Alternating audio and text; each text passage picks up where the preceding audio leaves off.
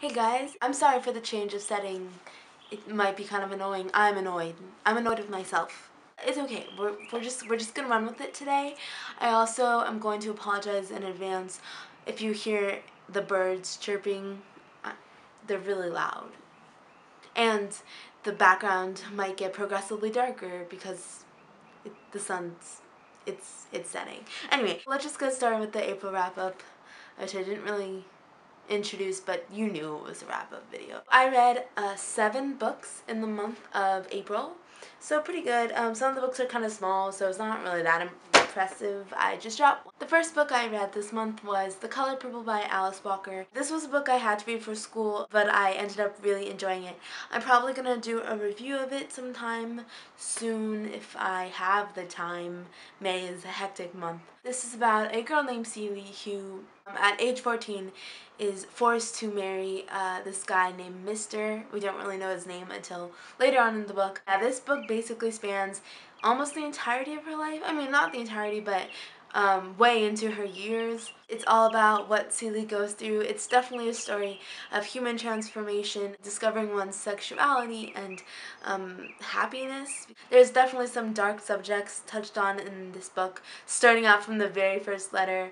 I mean, there's rape, domestic violence, and stuff like that, so if you aren't good with handling those things, then don't read it. If you think you are old enough, then I highly recommend you read this book. There's so many great characters, and yeah, I don't want to get into too much right now, but I really like this book.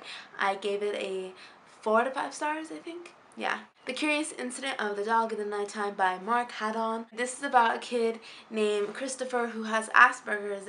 This story begins when his neighbor's dog is murdered and Christopher takes it upon himself to discover who killed the dog. I really enjoyed this book because of Christopher. He really made this story for me because it wasn't so much about the murder like I thought it was going to be. I think it was more about Christopher and just the kind of character he is. Christopher is very logic oriented, so in this book there's a ton of graphs and charts and math puzzles. Just the way that he writes is so unique. And if you haven't read this book, you might not understand what I'm saying, but it's a very unique book. I've never read a book written like this, and I absolutely loved it.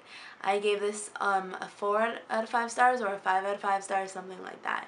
Probably like a 4.5 in my head. The Woman Warrior by Maxine Hong Kingston. This was another book I had to read for school. There's a collection of 5 stories in here. I only had to read the first one for school, but I ended up reading all of it because I really liked the first story. Maxine is a Chinese American, and the 5 stories in this book definitely have a lot of her culture in it. And her stories are really unique because part of them are what she's been told by her mother, like cautionary tales, and then a lot of it is also her imagination, the things that her mother didn't tell her, and the gaps in these stories she tries to fill in with her own imagination, if that makes any sense. I like this book, but there are also times that I got kind of lost in it because Maxine is really creative with some of the stories, and sometimes they got pretty abstract and I was a little bit confused. So I gave this book a 3 out of 5 stars. It's pretty good. The Book of Lost Things by John Connolly. This is about a kid named David whose mother has just recently passed away. After this happens, weird things start happening to him. The books in his room start whispering to him and he keeps having these weird dreams, but these weird events lead him to enter this new world full of magical creatures. John Connolly does this really interesting thing. He incorporates a lot of fairy tales into the story. He doesn't modernize them, but he definitely twists them up. He changes them. So he puts these characters and these old stories into his work, and it's really interesting and cool, which is one of the reasons why I really like this book. 13 Reasons Why by Jay Asher. This is a book practically everyone who reads YA has already read in middle school. I'm late. I don't know, I just kept putting it off for some reason, but once I picked it up, I like could not stop reading it. I finished it in a day. I don't even know if I need to explain this, but I will for those folks that are unaware of what it's about. Basically, it's about a girl named Hannah Baker who has recently committed suicide. She leaves these 13 tapes that say why she did it. So these tapes are slowly but surely passed around to the various people that are involved in Hannah Baker's life and or part of the reason why she killed herself. And what's on these tapes is revealed to us through the character Clay. I like this book. It was enjoyable. It kept me reading because I wanted to know why Clay was listening to the tapes, like what his involvement in this story was. I feel like I would have appreciated this book more if I had read it in like middle school or maybe in early high school. The story was a little bit too, I don't know, not like deep enough for me. And I don't want to disregard her reasons for doing it, but also I didn't feel like satisfied enough with them. But it was an enjoyable read, it was a fast read, and it was a nice break from like the longer books I've had. I Am the Messenger by Markus Zusak. Oh man, this book. Markus Zusak just has a way with words. I don't know how he does it, but he manages to just like mold the alphabet into the most beautiful sentences, and I don't know how he makes the letters go like that.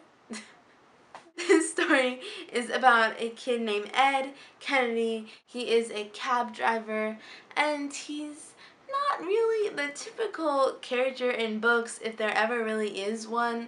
He's sort of one of those people that is written off a lot of times in society. He lives alone, except for his dog, called the doorman. That's really his only company. He's in love with a girl that only really sees him as a friend.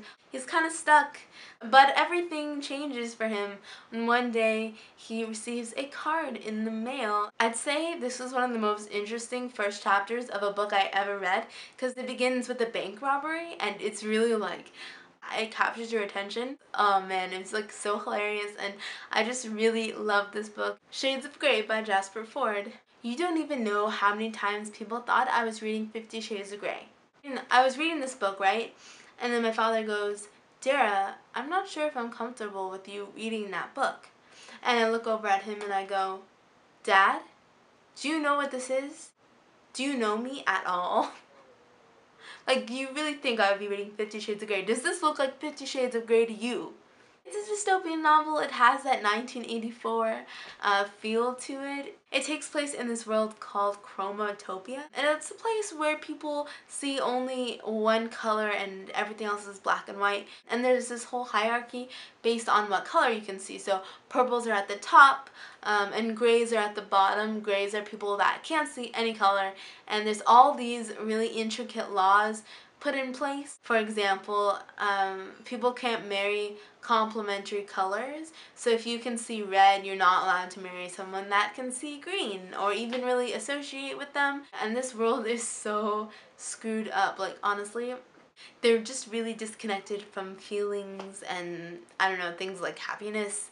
They're just really, really oppressed and ignorant. There's so much world building in this because Jasper Fforde just created the most insane world ever. Like, he basically has invented like his own vocabulary, like, which was great, but it was also like really hard to wrap my head around. But I liked this book. It was good. I gave it a 4 out of 5 stars. So yeah, I'll see you guys soon. Bye.